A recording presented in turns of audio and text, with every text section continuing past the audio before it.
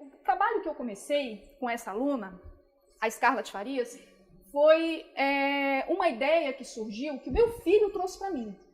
Ele estava fazendo aula de artes na escola dele, na Escola Josefina de Mello, e ele veio me contar que estava fazendo uma cerâmica, estava fazendo um vasinho, e que o professor jogava um pozinho preto dentro da cerâmica. Aí eu falei, é mesmo? Dentro da cerâmica não, desculpa, dentro da argila. Eu falei, é mesmo? Que pozinho é esse? Pergunta pro professor. Aí ele foi lá, perguntou pro professor, ele trouxe para mim. Ah, é a cinza de uma árvore. A cinza de uma árvore? E por que ele coloca? Ah, ele disse que é para a argila não quebrar, não rachar dentro do forno, quando a gente coloca ela lá para cozinhar lá dentro. Aí eu falei, olha só que interessante. Então a gente comecei a procurar e fazer pesquisa e realmente vi que existe, né, a cinza do caraipê que os índios colocam na argila para que ela não trinque no momento em que vão fazer o cozimento da argila, né? Então eu tive essa ideia da gente começar, eu e meu esposo, a gente teve essa ideia da gente começar a desenvolver, né? Vamos tentar ver o que tem essa cinza de tão interessante. Então foi assim que surgiu a ideia de fazer esse projeto de iniciação científica, né? Isso foi em 2012, comecei esse trabalho em 2012, 2013, então é recente. Bom, então, eu coloquei aqui algumas ideias, né, que eu fui fazendo o meu levantamento para justificar, né, o meu trabalho junto ao CNPq. Então, eu coloquei aqui uma frase do professor, do nosso mestre aqui, o Enio Candotti, né, de 2002. Eu também concordo, exatamente, né, que a ciência moderna ela não está valorizando os sistemas de conhecimento que os indígenas, não só os indígenas, né, mas os povos que trabalham com a terra, que trabalham com a pescaria, a ciência, ela não dá atenção a isso. Muitas vezes, ela só se apropria de alguns conhecimentos, mas às vezes, sem levar em conta, como o professor falou, qual é a proporção que é usada, né? Qual é a ideia de usar, por que é assim, né? E ainda, um pouquinho mais atrás, Levi-Strauss, né, para reconhecer o papel importante da diversidade cultural na história, é preciso lembrar que lascar uma pedra ou fazer cozer uma boa tigela sem que ela estale, né, é tão difícil quanto produzir uma vacina, ou seja, isso é ciência, né? É ciência que a gente precisa valorizar. Bom, então, os indígenas da região amazônica em geral, é sabido que eles fazem todos os seus utensílios domésticos, né, a partir da argila. Essa argila é obtida das margens dos rios e leitos, que a nossa região aqui é rica nessa hidrografia, né? A preparação dessa louça, né, vamos dizer assim, começa com a retirada das impurezas na argila, né, que são os fragmentos vegetais, minerais, seixos, né? Ela tem que ser bem peneiradinha, bem limpinha. Depois ela passa para o processo de maceração. Então, ela vai ser amassada, na maceração é exatamente isso, junto com água, vai adicionado água nessa argila, e essa consistência dela vai sendo corrigida. Eles vão acrescentando água para dar plasticidade à argila. A argila é um material que quando seco, ele é rígido, algumas vezes até endurecido, mas se você coloca água, ela adquire propriedades plásticas, de plasticidade. Eu vou dizer mais à frente o que são esses termos, tá? E é nesse momento da maceração que, se a argila precisar de alguma correção, ou seja, de algum aditivo, é nesse momento ali da maceração que esse aditivo é acrescentado. Tá? Esse aditivo, muitas vezes, no caso dos índios, ele é usado para evitar que a argila trinque no calor, né? Em seguida, os outros passos é a secagem, depois que é feita a peça, ela é colocada para secar e depois para cozinhar. O cozimento, no caso, quando ele vai ao forno, né? O forno que eles mesmos constroem, os índios. E depois o esfriamento. Esse é o processo de obtenção das cerâmicas indígenas, basicamente. Então, o que é o caraipê? Né? Eu também não conhecia. Né? Fui atrás do que é o caraipê. Da família Licanioctrandra. Outros nomes comuns que vocês podem encontrar na região é o caraiperana, caripé, cariperana, milho torrado mirim, uxi do igapó, uxirana. São outros nomes que são dados para árvores dessa família. Tá? O que é interessante é que a casca dessa árvore ela realmente contém pequenos cristalzinhos de sílica, E essa sílica que é responsável pelo esse tempero, de evitar que a argila rache no forno. Essa casca ela é queimada exatamente para se livrar, para que a parte orgânica seja eliminada, porque ela atrapalha no processo de plasticidade, essa parte orgânica. E depois ela é colocada no forno, enfim, para fazer a peça. Tá? Bom, o que eu achei de pesquisas anteriores, né, sobre o uso do caraipê? Tem um trabalho que foi feito pelos alunos, por um professor e os alunos da Universidade do Amazonas, sobre aperfeiçoamento e difusão de fogão a lenha de queima limpa no estado do Amazonas. O que eles fizeram era a proposta, né, de fazer aqueles fogões que os ribeirinhos, que os próprios indígenas usam para cozinhar, aquele fogão ao ar livre. Né? Então eles estavam querendo fazer um fogão de queima limpa, que não liberasse toxinas, que não fizesse muita fumaça. Então essa era a proposta deles. Então eles fizeram várias tentativas de fazer esses fogões. Né? E alguns deles, no início, desenvolveram rachaduras, exatamente porque não suportavam o calor. E eles perceberam que a adição da cinza do caraipé melhorava muito as propriedades refratárias do tijolo utilizado. Então, e essas propriedades, o que me chamou a atenção aqui, é que quando comparadas com aditivos refratários existentes no comércio, exatamente para isso, né, para acrescentar numa argila, numa cerâmica, para que ela se torne refratária, a cinza de caraipé se mostrou melhor do que esses aditivos já comerciais encontrados. Tá? Um outro trabalho, é um trabalho bem recente, agora de 2014, nem está publicado ainda, eu achei na rede, quando eu estava preparando aqui, e argila calcinada em substituição à casca do caraipê, na produção de vasilhas de barro, uma alternativa sustentável. Esse trabalho está sendo feito por os alunos da UEA, um grupo de alunos da UEA, né? E o que eles estão fazendo é calcinar a argila, né, para colocar a argila calcinada. Calcinar é colocar ela para esquentar, colocar no forno, a 500 graus. A 500 graus, essa caulinita ela se transforma em metacaulinita. Depois, ela é adicionada à argila crua, né, digamos assim, sem ter ido para o forno, para fazer a cerâmica. Tá? E é essa argila calcinada que vai promover a atividade pozolânica, que é exatamente aquela atividade que dá, aquela propriedade que vai dar a rigidez necessária do material depois, né? E também a propriedade refratária. Tá? Então esse é um trabalho que eles estão fazendo, é um trabalho bem recente, agora de 2014. Tá? Bom, então o objetivo da minha pesquisa, tá, era uma coisa que eu não encontrei.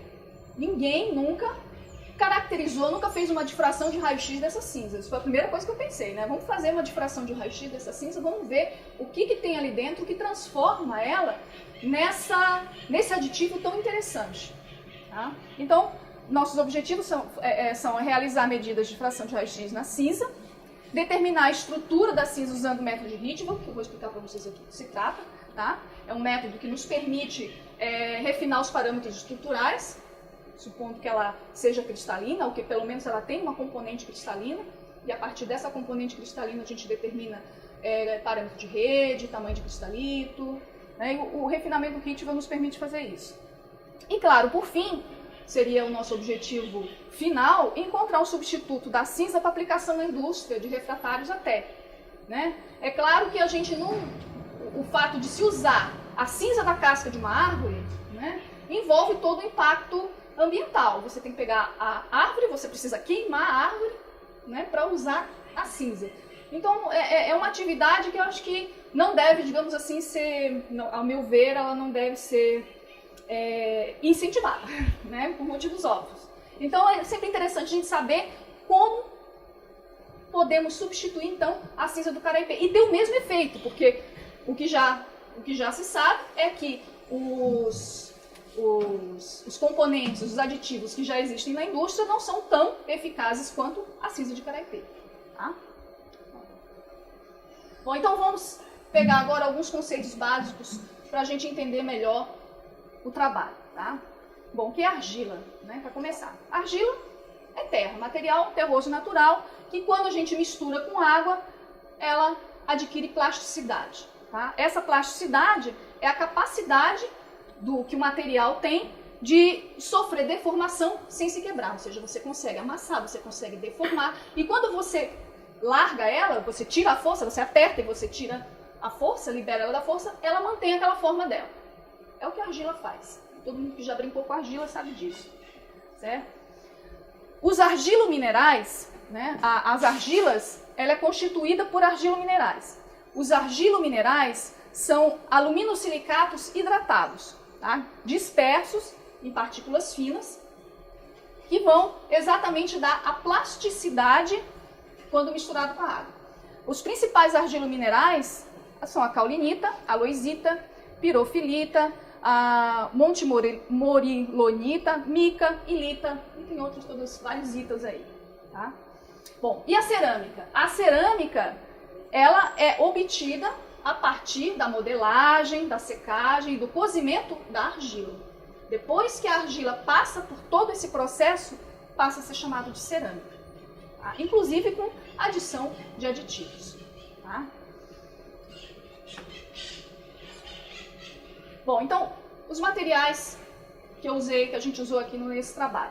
Bom, a argila, ela foi coletada em Maués, tá? Nas margens do rio Maués a sul, em meados de outubro ali, na época que o rio estava vazante, né? A aproximadamente 1 metro de profundidade. Essa é a argila que a gente tem. Eu caracterizei a argila também aqui, tá?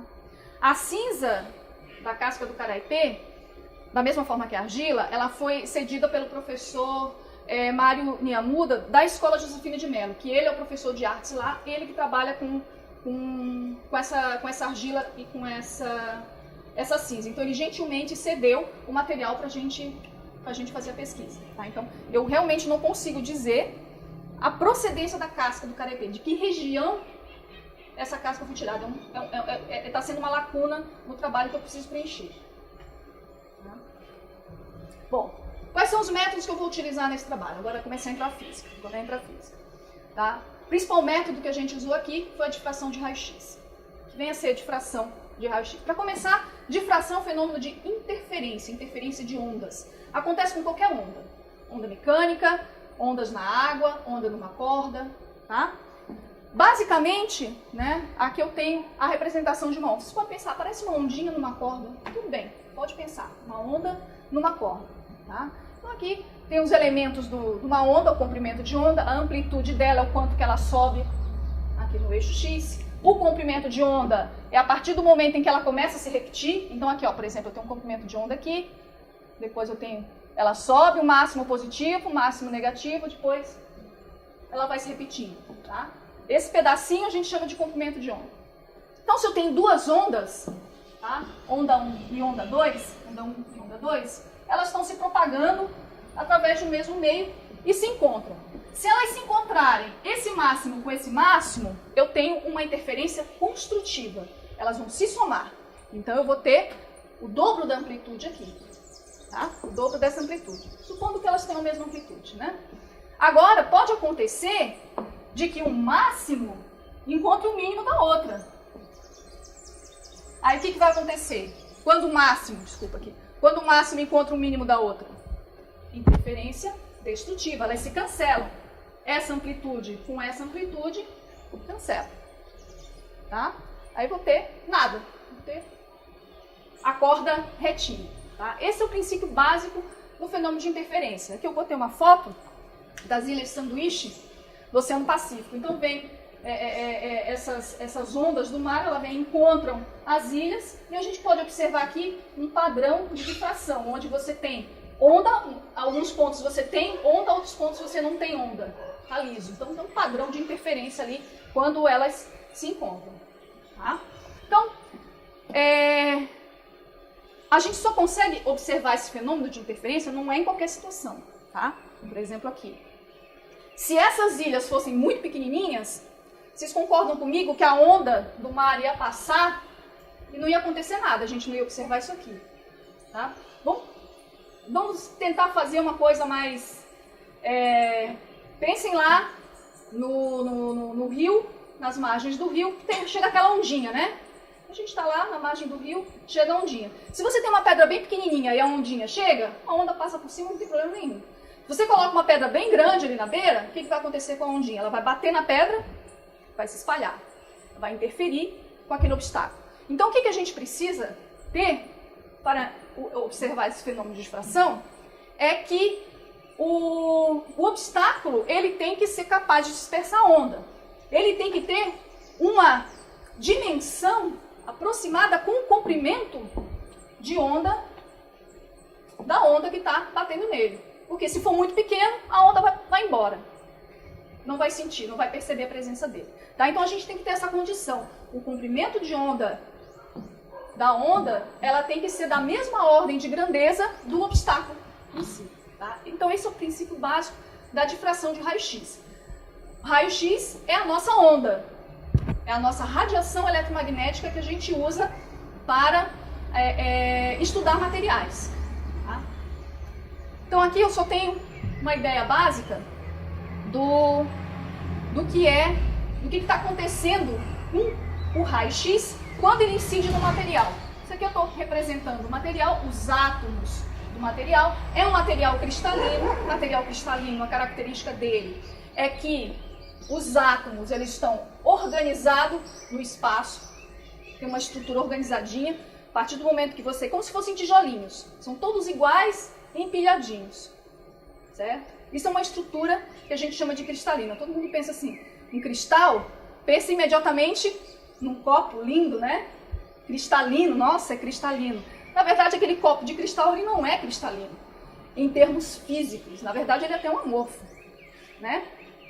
O material cristalino, em termos físicos, é um material cujos átomos estão todos organizados, obedecem um padrão. Ele tem um padrão de repetição. Tá? Então é o que nós temos aqui. Átomos igualmente espaçados, tem uma distância entre esse plano de átomos e esse plano de átomos, tem uma distância que a gente chama de D. Tá? E quando vem o raio-x, as ondas, né? Então aqui tem um feixe de raio-x, aqui tem outro, com um comprimento de onda bem específico. Esse comprimento de onda é da ordem desse espaçamento interplanar. Tem que ser, porque senão a gente não observa a difração. Tá? Então o que vai acontecer aqui? Bom, essa onda vem, bate nesse átomo, é espalhada.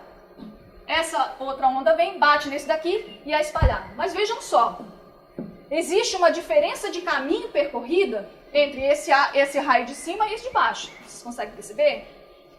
Olha só, esse raio aqui chegou até aqui e encontrou um átomo. O raio que bateu no plano de baixo, olha só, ele teve que andar mais um pouquinho para encontrar o átomo. Tá? Então ele andou mais esse pedaço. Certo? Depois, quando eles foram refletidos, né, bateram no átomo e saíram, o átomo espalhou eles, o que aconteceu? Esse aqui teve que andar mais um pedacinho para poder acompanhar esse daqui. O que acontece? Essa diferença de caminho faz com que, quando eles estavam incidentes, eles estavam todos coerentes. Ó, o comprimento de onda máximo coincidindo com o máximo. Como eles fazem uma diferença de caminho diferente, esse aqui pode chegar antes, o que vai acontecer? Bom, de repente esse máximo pode bater com o mínimo do outro. Aí você tem uma interferência destrutiva, você não observa nada.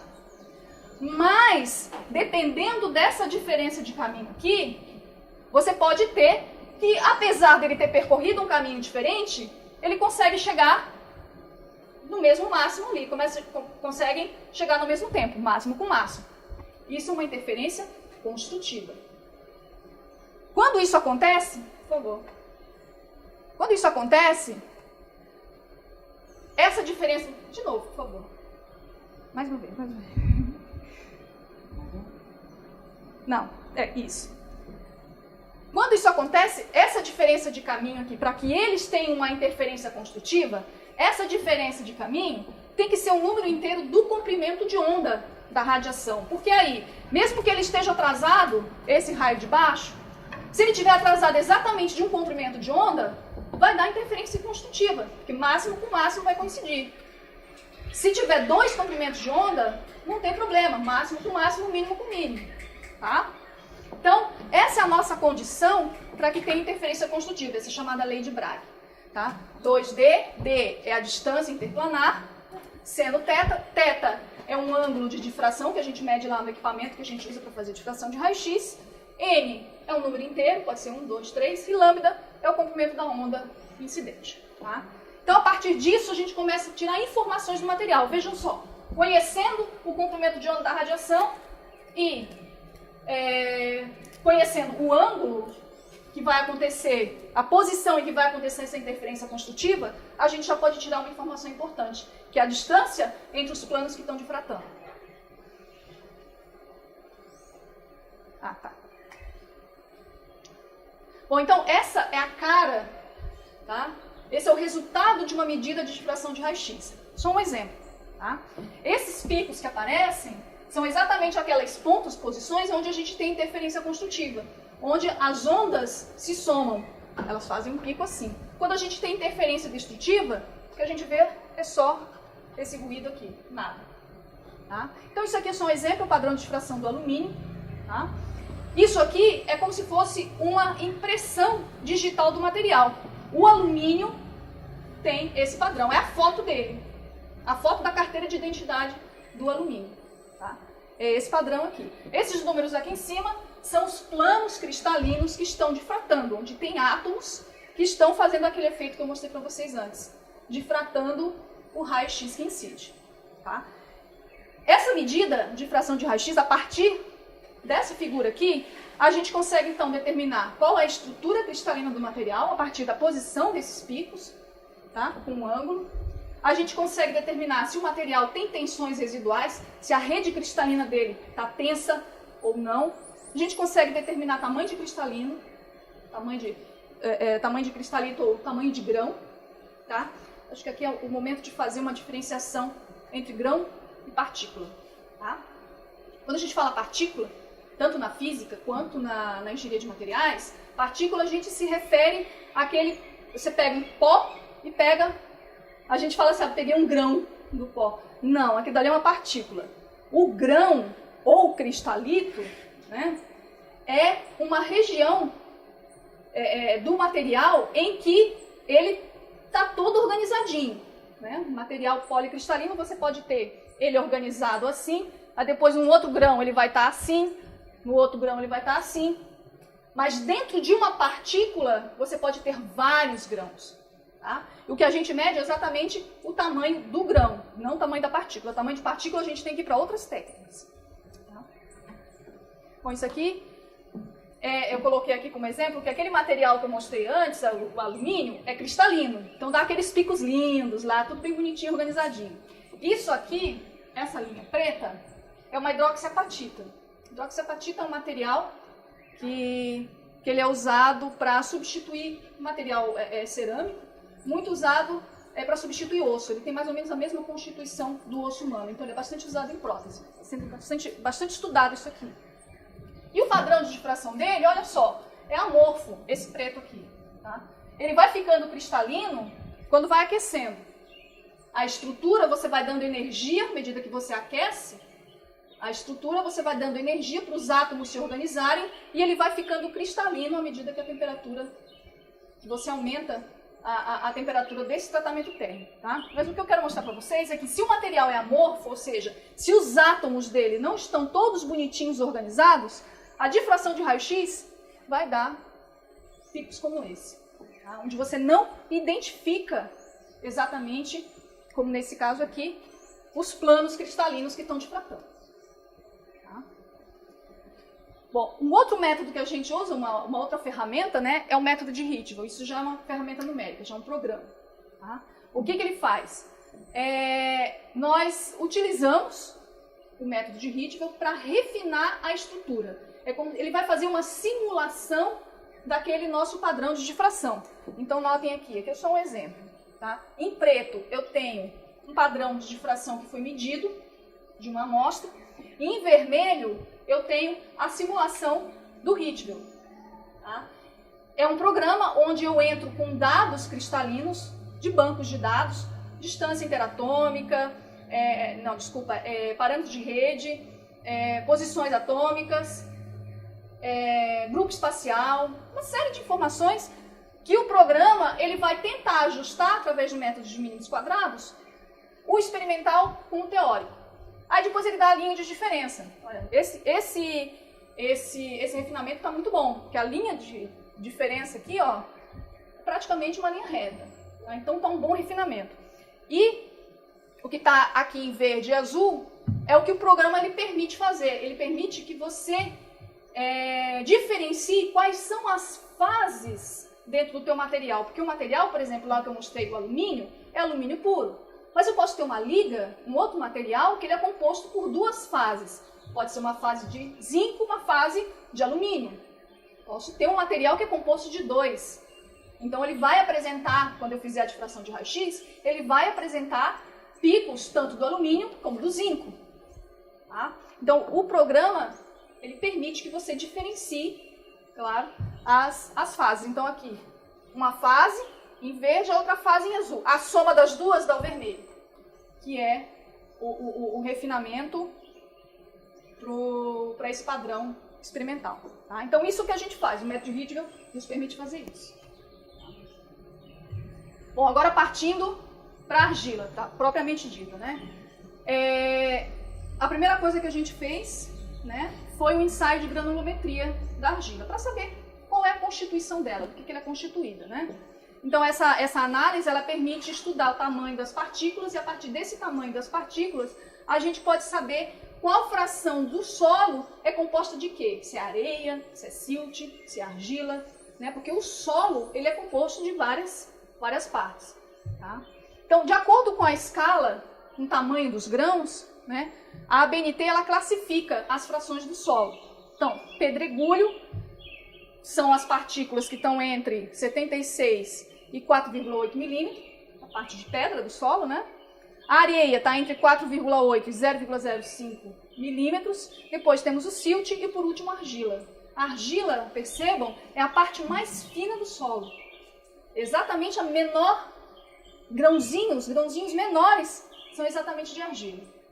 Tá? Então o solo argiloso, que é rico em argila, né, ele já costuma ter as suas partículas bem pequenas. Tá? Então esse aqui, a gente fez isso, depois eu vou mostrar os resultados, eu estou mostrando que foi feito, tá, o ensaio granulométrico para a argila que a gente usou lá de Maués. Depois a gente, vamos produzir os corpos de prova, né? Então nós usamos 130 gramas do material em cada amostra, em cada uma dessas amostras aqui, em 3 proporções de argila cinza. A gente não sabia, quer dizer, a gente sabia, o professor lá da escolinha já tinha dito para nós qual era a proporção ótima, mas eu fiquei desconfiada, não, vamos fazer outras proporções, vamos testar, vamos ver o que acontece. Então nós fizemos 3. A gente não tinha muito material, gostaria de ter feito outras, mas não deu. Então a gente fez a proporção 2 partes de argila para uma de cinza, uma para uma, meio a meio, né? E fizemos uma de argila, 2 de cinza. Tá? Esses foram os 3 grupos de amostra que a gente produziu. Tá? Os corpos de prova a gente fez em forma de moedinha, não era ideal, mas como a gente tinha pouca, né? Eu queria ter feito cilindros, né? Seguindo as normas da BNT para ensaios com cerâmica, mas a gente tinha limitação de material e eu estava muito curiosa para saber o que ia acontecer, então vamos fazer as moedinhas mesmo. Tá? Então, eles foram confeccionados, essas moedinhas, em formato de moeda, a gente colocou numa mufla, né, esperou ela secar, depois ela foi para uma mufla a 900 graus Celsius. Tá? Não foi a 900 graus direto, né? A gente fez uma taxa de aquecimento de 1 grau por minuto. Quando chegou a 900 graus, permaneceram por 15 minutos nessa temperatura e depois foi feito um resfriamento também, uma taxa constante de 5 graus por minuto até a temperatura ambiente. Tá? E depois a gente fez o ensaio térmico, depois da cerâmica pronta, aqui já é cerâmica, não é mais argila, né? A gente fez o ensaio térmico. Como é que nós fizemos o ensaio térmico? Também não segui norma da BNT nenhuma, né? Já não tinha seguido norma da BNT para fazer o corpo de prova, para fazer o ensaio também não segui. Mas eu usei o que a gente costuma fazer em casa, né? Colocamos novamente as amostras no forno, agora só até 800 graus, por 30 minutos, tempo de cozimento de alguma coisa. E em seguida a gente tirou elas do forno e já jogou direto na água a temperatura ambiente, para ver o que acontecia. Tá? Depois eu digo para vocês o que acontece. Vamos aos resultados. Bom, a granulometria da argila nos mostrou que o solo, esse que a gente pegou, é praticamente 66% de argila, ou seja, é realmente um solo argiloso. Tá? 30% silt e só quase 4% de areia. Tá? Nos ensaios térmicos, que foi esse que eu acabei de explicar para vocês, o que a gente percebeu, o que a gente obteve? Né? O corpo de prova que realmente resistiu ao choque foi o que possuía a proporção 2:1, 2 partes de cinza para 1 de argila. Ou seja, eu fiquei... E foi realmente o que o professor tinha dito para mim. Ó, você coloca 2 partes de cinza e 1 de argila. Não, professor, deve ser o contrário, né? Deve ser 1 de cinza e 2 de argila, porque eu pensei, bom, a argila é a matéria-prima e a cinza é o aditivo. Mas parece que aqui está funcionando ao contrário, né? A cinza parece ser a matéria-prima e a argila o aditivo. Bom, mas tá? Os ensaios térmicos, de choque térmico, revelaram isso. A proporção de 2:1, de cinza para argila, foi a que resistiu nas várias repetições que a gente fez. Alguns corpos de prova das outras frações, eles às vezes resistiram, às vezes não. Né? A repetição, digamos assim, que a gente foi fazendo o ciclo, né? Mas essa fração de 2:1 resistiu a todos os ciclos que a gente fez. A gente fez umas 6, 7 vezes. Tá? Eles resistiram. Agora os resultados da difração de raio-x. Tá? A gente já fez a análise física lá. Agora a difração de raio-x. Bom, aí em preto está a argila, tá? A difração de raio-x da argila. Em vermelho aqui eu coloquei um padrão de difração da caulinita proveniente de um banco de dados. A gente tem um banco de dados onde a gente pega os padrões de difração de vários minerais, de vários metais, de várias ligas. A gente tem um grande banco de dados. Então eu percebi que essa argila aqui, ela é bastante rica em caulinita. Caulinita é um mineral, tá? Um argilomineral. A gente tinha falado para vocês já no início, argilominerais, né? Caulinita é um dos mais abundantes argilominerais que tem, principalmente aqui na região amazônica. Tá? Então esse aqui é o padrão da caulinita bem cristalina. Então a gente pode ver que tem alguns picos aqui que vão coincidindo. Alguns não tem, né? A gente percebe que alguns não tem, mas a maioria deles estão aí. Só que, claro, tem mais coisa. Ó. Tem esse pico aqui, ó, que não é da caulinita. E tá aqui. Tem mais alguma coisinha aqui. Então tem mais coisa aí dentro. Não é só caulinita, tá? Aqui está a difração de raio-x da cinza. Olha só, em preto, tá? A difração de raio-x da cinza. Vocês conseguem perceber que essa barriga aqui é parecida com aquele padrão amorfo que eu mostrei para vocês? Lembra, ó, quando for amorfo, tem essa cara. Olha só como é que é a cara aqui da cinza. Isso quer dizer que ela tem uma componente amorfa, não é totalmente cristalina. Ela tem cristalino também. Tem esses picos aqui que me dizem que ela tem fase cristalina, mas ela também tem fase amorfa. Tá? Bom, aí a gente foi tentando procurar quais são os minerais, quais são as fases cristalinas que têm picos nessas posições aqui. Bom, para conseguir casar todos os picos, digamos assim, achar o pai de cada um desses picos aqui, eu tive que ir atrás de pelo menos 3 fases. Para cinza, caulinita, foi surpresa para mim, porque eu achei que caulinita só tivesse na argila, não imaginava que caulinita tivesse na cinza. Quartzo, eu esperava que tivesse quartzo, afinal de contas, já sabia que a casca da árvore é rica em sílica. A sílica é nada mais que o quartzo, né? O óxido de silício, certo? E tem a cristobalita também, que também é um tipo de óxido de silício, só porque eles têm estruturas cristalinas diferentes. O quartzo, ele é trigonal e a cristobalita é tetragonal. Tá? Isso, Esse tá, pode ser, esse aqui. Bom, aí a gente fez o refinamento Rietveld. Tá? O refinamento Rietveld é o que vai me dizer realmente quais são as fases que estão lá. Se aquela análise inicial que eu fiz, só comparando com o banco de dados, se ela está correta. Se eu coloco no programa, no Rietveld, uma fase que não é do material, que não está ali, que os picos não estão ali, o programa não converge. Eu não consigo convergência, eu não consigo fazer essa curva vermelha, por exemplo, que está aqui. Tá? É difícil. Não digo que foi um refinamento fácil, não foi. É um refinamento difícil e eu não estou satisfeita com ele ainda. Preciso voltar. Como vocês podem ver aqui, ó, esse aqui é o da argila. Tá?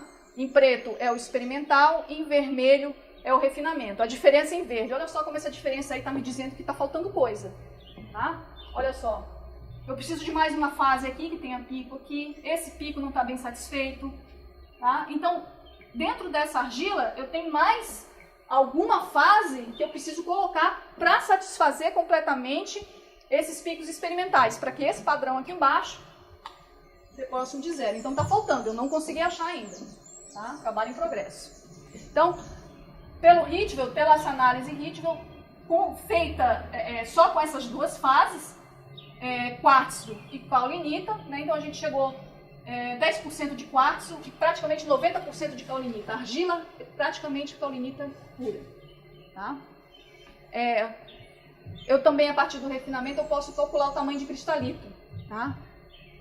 O quartzo, ele tem um tamanho de cristalito de 643 nano e a caulinita 107 nano. A caulinita é praticamente nanométrica. Todo mundo já ouviu falar de nanomateriais, nanocoisas.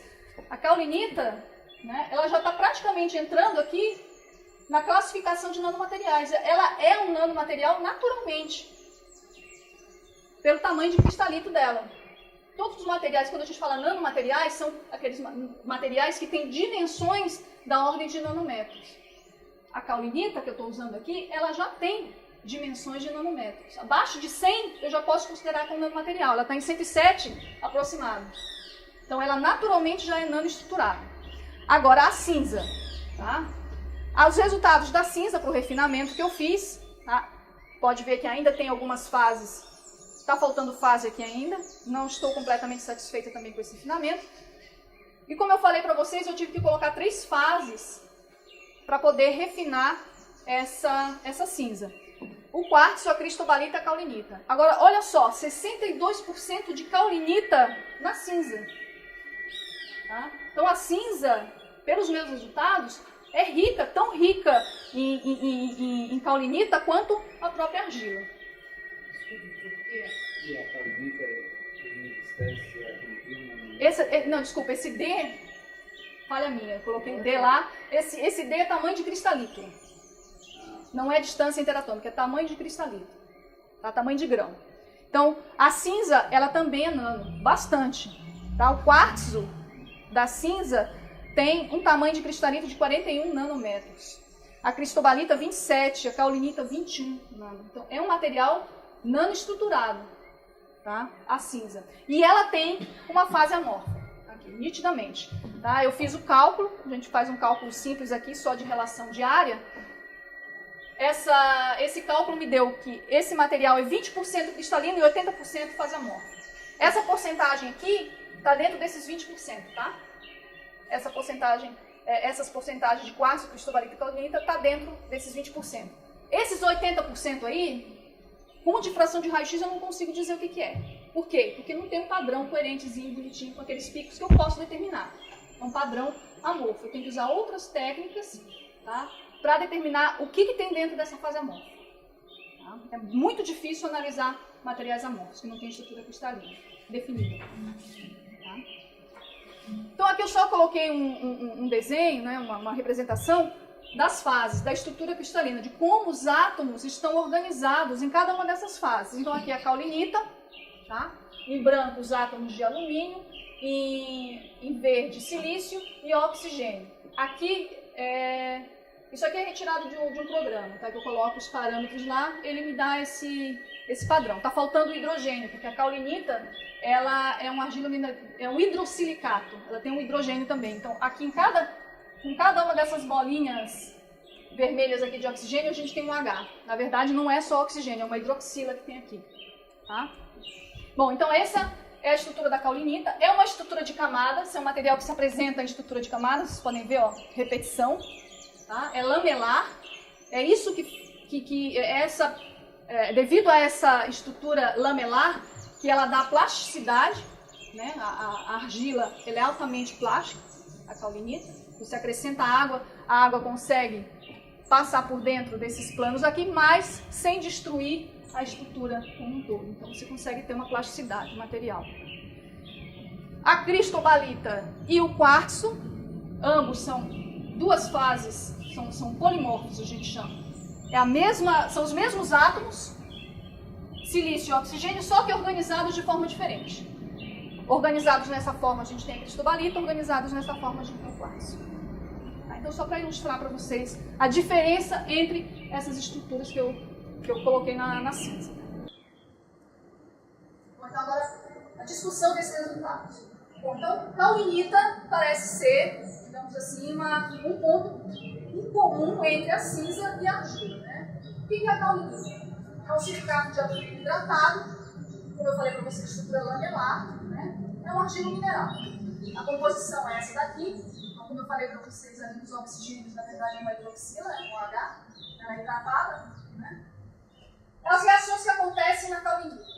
Até 500 graus, a partir de 500 graus, ela vai se decompor em metacaulinita. O que acontece? Ela perde, né? Esse átomo H vai embora. Você fica só com um óxido de alumínio com óxido de silício. Tá? É a metacaulinita. A partir de acima de 900 graus, você forma mulita. A mulita é uma cerâmica mais resistente, tá? Porque ela já começa o processo de vitrificação. E em seguida, a partir de 1150, forma a cristobalita. Não é a mesma cristobalita que eu encontrei na cinza. Lembra que eu encontrei cristobalita na cinza também?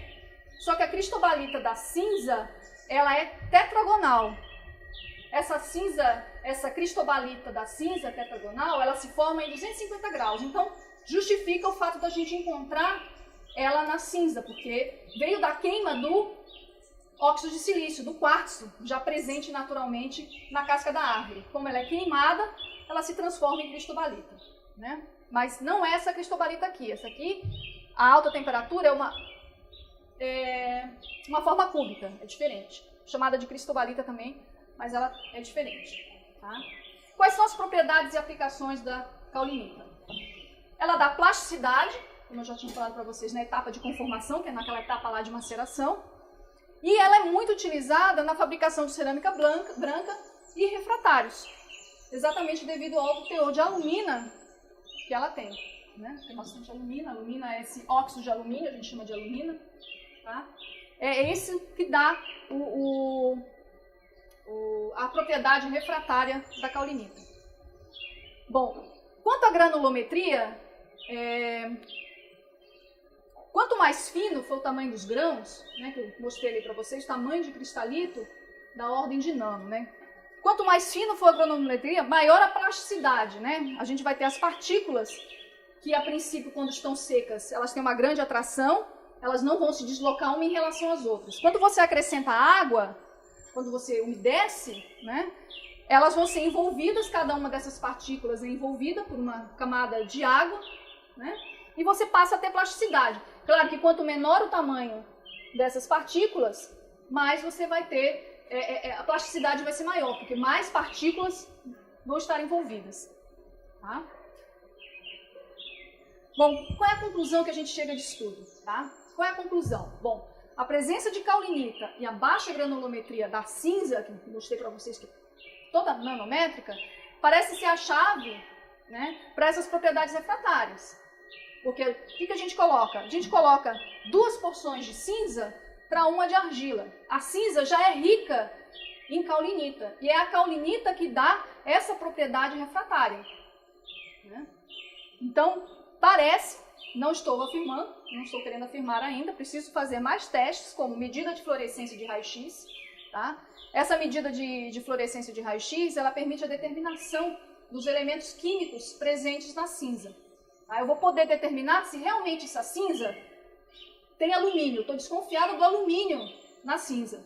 Né? Porque a caulinita, ela tem hidróxido, ela tem o óxido de silício e tem o óxido de alumínio lá. Então essa cinza, se ela tem realmente caulinita, ela vai ter que ter alumínio quando eu fizer a medida de fluorescência de raio-x. A fluorescência de raio-x, ela só me dá quais são os átomos que estão presentes na amostra. Eu não sei como é que eles estão organizados. Quem me diz isso é o raio-x, a difração de raio-x. Tá? A fluorescência só vai me dizer quais são os átomos da tabela periódica que eu tenho naquele material. Tá? Então eu preciso fazer isso, não fiz ainda. E, claro, eu preciso fazer os meus ensaios técnicos seguindo as normas da BNT para materiais refratários, para, digamos assim, deixar esse trabalho publicável. Eu não posso publicar na forma que está, porque não está seguindo as regras. Eu tenho que seguir as regras. Né? Bom, era isso que eu tinha para apresentar, tá? Então, fica a dúvida. Seria a caulinita responsável? Bom, parece, não sei, vamos ver. Obrigada.